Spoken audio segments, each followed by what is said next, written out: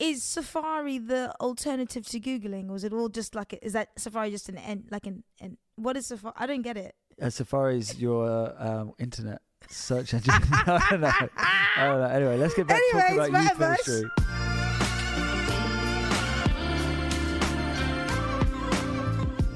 Hi everybody, and welcome back to Circles and Spaces. Hey Dan. How you doing, Azande? I'm doing so well. This is our last podcast of the year. What? I got a feeling it could be the best one. It could be the best one, absolutely. And so if you don't know, we actually started this podcast in January. So it's been a solid 12 months of us doing this podcast, and we've absolutely enjoyed it. We've been hearing from some youth pastors who have been absolute heroes in sharing their weaknesses, their vulnerabilities, and also some amazing ways to shape like youth ministry. That's right. And for those of you who just joined us for the first time, the reason we do this is because in 2 Corinthians 12 verses 9, Paul says, his grace is sufficient, God's grace is sufficient, his power is made perfect in weakness, therefore I will boast about my weakness so that the power of Christ shall rest upon me.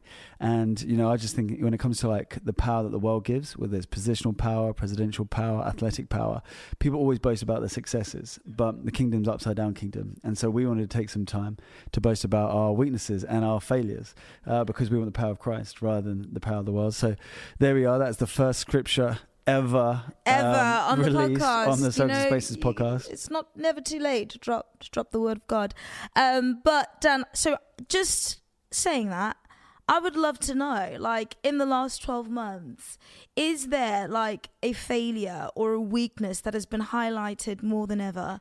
And I'd love to know, like, one, obviously, you know, we work together, one to do with work, and maybe one to do like personally as Daniel Ashford Blythe. Ooh. Yeah. Okay. Work one. We recorded 2 amazing podcasts with some amazing guests. They came all the way in. We recorded it. It's probably like 3 hours of conversation, and the atmosphere was like electric. The conversation was like flowing. I mean, you were probably the funniest I've ever heard you on a podcast. I don't know. I don't know where it came from. And our guests came from like Australia and South Africa. Like the furthest we could possibly go. Ever. I know. I mean, I was going to suggest that you go into like stand-up comedy after. Like you were next door. And so I was really excited because it was just going to be like, I mean, like the goal they shared was amazing, but also like, you know, the actual entertainment factor of it. But then the mics weren't plugged in. So my biggest failure was that, not that it's my job, but it is my responsibility. And I'm not going to pass the blame because I think we're about extreme ownership. And if you have to pass the blame on someone, then that shows you're not a team. So it's on me. It's my responsibility, my failure. 2 podcasts did not get out this year because of my failure. What about you? What's yours? They lost somewhere. In terms of, okay, if I have to say like a work one, I think I really struggle with like helping us maybe collaborate better. So I would say like that is something that I'm so intentional about going forward in the next year. Just like always seeing opportunities of collaboration and like actually seeking like collaboration out in everything that we do. Like it almost needs to be now a culture and not just like, oh yeah, we should do this, you know? So I think that would be probably my biggest failure for the year, but definitely aware of it and working on it. Nice. Are you thinking like, you know, Circles and Spaces collaborates with like Nike or Adidas, or are you thinking maybe just like someone who works across the table at Alpha? Or? No, like Elon Musk. Oh yeah. Yeah, like that kind of energy. Right. I've got questions for him. Yeah. So have you put them on Twitter? Yeah, well, I need to get on Twitter first and then we'll get them on there. But yeah, no, definitely just collaboration, because I do so much of it externally, like outside of work. Yeah. So like it should just be in as well. Get it in. Yeah, love that. What's your personal one, Dan? What's well, personal failure? Yeah. Personal failure. Yeah, this is a really good one. This is like really on the spot and I haven't had any time to think about it. I think I do a lot of things on the fly, like text people like I'm like 2 years old and can't spell because I'm just writing, you know, so fast. Even like predictive text. Even sometimes I write, oh, sorry about my predictive text, and I've written, sorry about my predictive sex. Not the predictive sex. I've done that so many times. Have you ever written alpha, written aloha? Dan, I've written elephant, aloha, so many different, and I'm also dyslexic. So in my head, I'm like predictive text is working against me. It's working for me. Yes. I don't know, but it's a lot. But yeah, Dan, sorry, carry on. So anyway, that's a great failure. So it was a failure today. We're in here doing podcasts. Everyone's like working for a few hours. It's over lunchtime. I thought like I'll get everyone in Nando's to say thank you. It's the last one of the year. Yeah. And then I'm doing it on the fly, and I put in my delivery address, which was where I was walking on my way here. So it got dropped off somewhere in the middle of South Kensington, and the guy's on like the phone, Deliveroo, and he's like, "Where are you?" I'm like, "Where are you?" He's like, "I'm here." I'm like, "Oh yeah, because that's where I put in the order. That makes sense. You're on the right, I'm in the wrong. I'm going to come to you anyway." Literally, I spent half an hour on a Santander bike cycling around. Guys, it is like hectically cold outside. Like I'm not even joking. It's freezing. I was literally like, "Where is Dan? Is Dan okay? Is he?" Now I'm cold and hungry. Oh, we're gonna have Nando's after this. Have you got a message for the guy who stole it? Well, I mean, yeah. Who stole it? At the end of the day, I don't think someone could have stolen it. I'm hoping it was someone who was hungry, and we have fed 5,000 people. Absolutely. Mine. I always think I come across very like gentle, but I've been notified that I'm quite strong. Wow. And I'm quite, you even said this, we did this thing where it tells you what type of a communicator you are. And in my head, I find like I'm very laid back, and I'm not really like somebody that comes forward with a lot. But it's so interesting. A few people have they're like, you're the most assertive, most you say exactly what's on your mind. You're blunt. And I'm like, no way. So I've learned that perhaps it's not a failure, but I would love to be like softer, because I want people to know that I deeply care, and I think that is definitely what I deeply care. But then like maybe it comes across as me being like, harsh, and that's just not my intention at all. So I'm working on that. So they weren't saying it as a positive. They were saying, "Oh, this is like a weakness." I don't know if they were saying it was a weakness, but I never want, if anybody's like being vulnerable or like coming like with something quite, heavy, for me to feel insensitive in the moment. So maybe they were saying, I don't know. Yeah. But I'm just very aware of it, and it's something I'm working on. So everybody keep me accountable. I want to be like softer and like just more gentle. Yeah. Well, it's a strength that you got friends in your world that can like speak openly and honestly. So I love it. That's cool. It's very freeing. All right. Let's crack into some highlights of the year. I think so. I'll go first. Go. I was looking through the voice notes that we got sent to us from the different youth leaders from around the globe. Yes. And one of them was from Alicia. Yes. She's your friend, you know her. I've never met her. Alicia's from Pure Heart Youth in Phoenix, Arizona. And her voice should be like on a calming app. Like it is so smooth. It's wonderful, and that's literally what she sounds like all the time. This is her introducing herself, guys. Have a listen. My name is Alyssa Nerger, and I am the youth director at Pure Heart Church in Glendale, Arizona. Do you see what I mean? I'm done. Okay. Yeah. She should be on an app. She could get money for that. She should be on the Calm app. Some people need to be fired from the Calm app. Yeah. And she should replace them. Hired. But the reason she was my highlight is because her thing that she's kind of sent in that she said was like one thing. It was her failure, really. Like her talking about her area that she wants to focus on. So let's have a listen to that. My biggest failure in youth ministry is probably every time I have assumed something. Like I have assumed that someone knew what I was talking about, or I have assumed that this is what they were talking about. So really it comes down to miscommunication. Yeah, so the thing I love about Alicia's point there is that like there's so much that happens in youth ministry, isn't it, which is just assumption. Like absolutely. Like we assume that young people understand this or that, and we think they've got like a basic understanding of this part of the Bible, when really you can't treat them as like, even though they're a community, as like the whole community is at the same level. Like it's all about communication is what she's saying. You've got to meet them where they're at, and make sure you like create different spaces for different people so that they actually do understand what you're trying to teach them. And I think even that word assumption for me is like huge for this year. You know, as we brought out this like open generation study, 25,000 teenagers that we've listened to, but there's 1 billion teenagers on the planet. You know, so there's a lot more we haven't listened to than we have. Yes. And it's so important that even when we look at patterns and trends, we just always remember within our youth ministry, there's a group of young people which are really unique. And we just can't assume that they're the same as everybody else all around the world, but we need to listen to them so that we can meet them where we're at.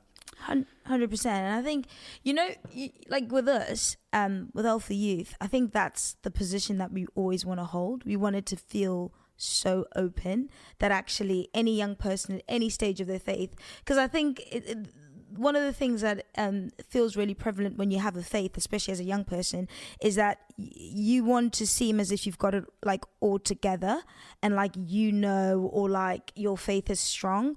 But actually for us, we really want like a young person to come into a space where it's, orchestrated by Alpha Youth or a youth ministry, and they genuinely, there is no pretense and there is no like performance, and it's like, this is where I'm at, whether that's I'm deconstructing or I'm questioning or I'm in this amazing flow of reading the Bible and prayer, like that's cool, but like, where are you, and for that never to be like there never to be a hesitation for a young person in that space. So no, I love that so much. Shout out to Alicia. I think one of my highlights would have to be Kevin Lee. Do you remember Kevin Lee, Dan? Kevin Lee, as in lives in Shanghai, China, runs Youthology. Yes. He's a hero. He is phenomenal. I loved how he brought us into the understanding of the metaverse, but also gave us like really dynamic both sides of the argument for it, and it just felt really, really helpful. And like, as I said, I'm somebody that's like, ooh, the metaverse, tell me more, don't know much, but why don't we listen to the clip? It can be an opportunity to be a blessing, but it can absolutely be the same opportunity to be an extreme curse. And it's a slavery of never knowing how to be accountable, never knowing how to be actually an integrated self, always being fragmented in your identity. I might be able to connect a small piece of myself with somebody, but I'm so complex today and I'm so fragmented and everyone else is so complex and fragmented that there's no way we could ever try to get to know each other and actually like each other for the totality of who we are. So why bother? Why even try? And so we're going to get further into that as we get into the metaverse. Do you know what? I found what he said fascinating because I think he's right. I think this generation is, number one, incredibly exposed to so much, so young. So naturally, actually, like the way that they're forming is literally hijacked by like technology and hijacked by like so many public opinions, which you could say no, they're incredibly informed, but I also think that there is also the danger of them almost like losing their innocence like really, really early. But what he was sharing about like this fragmented identity, I think is like so key today, because all young people say to me is that they just want somebody who's authentic, they want somebody who's real, somebody who's vulnerable, and all of this kind of stuff. But when I think about the metaverse, I think the metaverse really comes to like attack that a little bit, in the sense that it allows us to be one person here, another person there, be anonymous, have multiple like aliases. And I'm just like, well, then where's the accountability? Where is the integrity? Where is the consistency? Where is your natural skills and human ability to connect and I don't know, like thrive in everyday life when we're actually introducing an alternative like life for you, in a sense, because that's what I see the metaverse as, and maybe I'm completely wrong, and it's not going to feel like that. It's going to feel like one thing, but just an extension. But I definitely do feel like there is a lot at risk in terms of humanity when I think about the young person growing up. Yeah, I think we've definitely come to a point where, as youth leaders, we can't be like, oh, the metaverse, yeah, that's for someone else, not us. Like, we can't say that we care about this generation and then say we don't care about the metaverse. It's almost like it's going to be as big as the internet was when we were teenagers. Absolutely. I'm putting you in the same bracket as me. I don't know how old you were when the teenage... We're like 4 years apart, Dan. We're the same age. Yeah. So you remember, when it came out, like, you could hear it when you're going online. Yeah, like it would... connection, things would take so long to download. Beautiful. So we were like in our teenage years before the internet was even a thing, waiting 5 minutes for a photo to like line by line appear on your screen. Do you remember that? Oh my gosh, and the pixels. Yeah. It was brilliant. Yeah. I mean, it was just... revolution for you guys with the internet? I think searching things and something coming up. I think, don't you think? Like, yeah.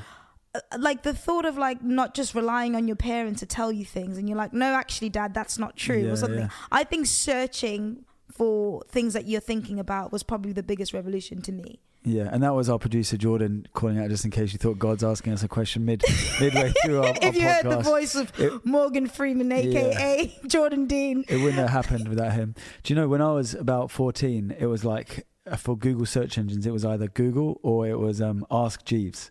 There was this thing called Ask Jeeves. There was Ask Jeeves. And everyone's like, oh, which one do you use? I'm like, Ask Jeeves. I was an Ask Jeeves person. Do you remember Bing? Was that later? Yeah, I think that was a bit later. What did Bing do? Are they still around? Why are you forgetting about Yahoo? Oh, yeah. Yahoo! Yeah. Yahoo! Yeah. But now they've all gone apart from Google. And Google, even if you search something not on Google, you still call it Googling it, because the name became so big that it's become part of our everyday dictionary. Is Safari the alternative to Googling, or is it all just like is that Safari just an what is Safari? I don't get it. Safari's your internet search engine. I don't know. Anyway, let's get back to talking about youth ministry. Because what we were talking about was how for this generation, the metaverse is going to be like the internet was for us. Yes. And so the youth leaders that were leading us made sure they understood the internet so that they could help us with navigating some of the stuff. And I think it's important for us as youth leaders that we are prepared so we can help them navigate the metaverse in the years to come. Yeah, I feel as if we've got just so much work to do around understanding it ourselves. But yeah, I think they're going to like do circles around us in terms of like the metaverse. And I think you're right. I think we need to be preparing ourselves. Yeah, amazing. Let's go on to the next highlight. For me, this was probably like my main highlight of the whole year. Outside the podcast as well. It was the Circles and Spaces live gathering that we did. For those of you who weren't aware, we met in South Kensington, London. We had about, I think it was about 200 youth leaders from around the globe. Bit more. Was it like 210? Something. 210. 201. I love it. Don't forget the 10 or the 1. Yeah. But it really wasn't about like how many were there. Like the idea with Circles and Spaces, it doesn't need to grow numerically. It's more just as long as it is a blessing and it's helping the people that are part of the community. And so I love just hearing from different youth leaders from around the globe as they gathered. And it wasn't about the content that was shared even on the platform. It was about the content that was shared together. You know, some of the youth leaders shared some of their like biggest failures and weaknesses in youth ministry, which we cannot repeat in this podcast because some of them were like super funny and just like too far, way too far. You know, it was almost like I was asking the question and then they're telling me, and I'm like, oh, I don't know whether I should be smiling. Should I be looking annoyed right now? Yeah. No, but this is what I love about it. It was genuinely like that space where people could actually just say whatever and be like, okay, cool. And that's what the whole plan was, right? So I had a few highlights from the day, like when Nicky Gumbel had that chat with David Kidderman from Barna, just about, it's almost like David Kidderman was talking about stats and Nicky Gumbel was talking about stories, and just the two paired really well. And then we had the youth couch, didn't we? Yes. Like we had inflatable couches, and unfortunately they popped because the shots fired by the young people were so intense. Wow. No, I'm joking. Yes, I'm joking. correct. That's a joke. Because Azande's looking at me like, really? They popped the couch? No, they didn't. No. Sorry.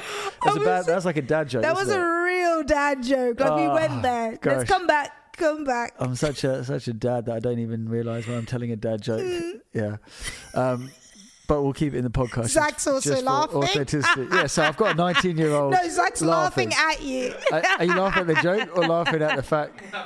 Oh, okay. That's so good. Don't hold back. Tell me the truth. It's okay. I can handle it. Right. Well, yes. Let's play the clip of a young person firing some shots at some youth leaders. And don't worry, no couches got burst in the making of this audible clip. I think for me, I'd say to youth leaders and pastors, just stop trying too hard to be cool. Like, come on, I want to tell you right now. There it is. Like, you're 30 years old, you're not 14, all right? Someone had to say it. Nah, but on a serious note, I think a lot of youth leaders and pastors try so hard to do what they think is cool. But at the end of the day, the youth ministry is not for you. And something I've found is we've just sat and talked to our young people and said, hey, like, is this music that's playing, do you think it's cool? You know what I mean? Some of them are like, nah, this song was cool like 2 months ago, you know what I mean? So we like started getting input a lot from our young people, and not just saying, oh yeah, you have a voice, but then not actually like acting on it. But at the end of the day, I'm 20 now. I'm old compared to some of the young people here. I'm not old to a lot of the people here, I can see, but but in my youth ministry, I'm old. And I'm not making a youth ministry for me. I'm making a youth ministry for 13 to 18-year-olds. So I need to, find out what's cool with them, not like doing what's for me. So I'd say stop trying too hard and just ask young people what they want. I love Max. He doesn't hold back. No, he doesn't. What was your takeaway? Why is it your highlight? I think it's a highlight because it's, for me, I think if I was a youth pastor, I'd be like, whew, like, thank goodness. Because what he's ultimately saying is that, like, if you just listen to us and, invite us into, like, what these nights can look like, we'll help you create it. Yeah. And that's all we ever want. Even with Circles and Spaces, we're like, great, we'll hear from some specialists. And then actually he said, no, the youth couch was actually the specialist couch, which I loved. Yeah. And then we listened to the young people as well. And I think that's all we ever want to do. We always want to create an environment where we're inviting the voice of the young person. So, yeah. Yeah, I think, especially as we think about 2023, we've got to move away from this like pressure to be cool, super relevant. Like all we need to do is try and make what we're doing like accessible and understandable for this next generation, and they can choose whether they want it or not, whether they want to engage or not. But yeah, I think what Max was saying, like just listen to them and then you create it for them. Like if I was, I don't know, creating something for my son who's 4, it'd be different for me creating something for like Zach who's with us, who's 19 years old. Right. And I think if we just keep creating everything for who our young people are from listening, I think that's great, and I think that's a great note to end up our yearly podcast. Ooh. Oh no, it's not a yearly podcast, it's a monthly podcast. It's a monthly, end of year podcast. End of year highlights only. Yes. This has been end of year roundup. End of year roundup. Thank you, Jordan. Can you? No, Jordan, we love you it. need to be in it. And when you say roundup, can Azande like have a cowboy hat on and a? Yeah, I want all of all of the bells and whistles. Yeah. Zach agrees. Can you say yeehaw? Yeehaw! End of year roundup. Anything you want to say, Dan, as we exit? Yeah, I just want to say, like, never to return. At the beginning of the year, we did ask for a lot of youth leaders to send in their voice notes of what they want to be covered this year. Yeah. As I was going through them today, I'm fully aware that we did not cover a lot of topics. So we will add them to the list for 2023. We will. And we will also want you to DM us, voice note us what you think needs to be covered in 2023 when it comes to us helping leading youth leaders and youth directors and youth ministry. And also, if you haven't heard, Circles and Spaces is going to be live on May 1st and 2nd in London. So just so you know, you guys are fully invited because we'd love to see you there. Guys, what's one encouragement that you'd give to like all youth leaders listening? So my one encouragement would be please celebrate everything that you've put your hands to this year. I think I've like looked back and been like, whoa, that was really good. Like even this podcast, I'm like, damn, this was really fun. Like, and I just want to say that, like, well done. Like you get to go again next year. And that's pretty exciting. Love that. My one encouragement would be, I think what you said was good, like about celebration. Like I remember someone saying to me, what gets celebrated gets replicated. I know it's so cliche. Here we go. So one cheesy. last nugget before we leave. Well, it helps you remember when it rhymes. But anyway, it's just, the point is like taking time to pause, to celebrate, the little things, the things that you want to see next year. So I think, my one point would be, do what Azande said. Celebrate. Have a great Christmas. Oh, Merry Christmas. Happy New Year. Happy New Year. Here's to 2023. We can't wait to be together in 2023. Yeah. Take care. See ya.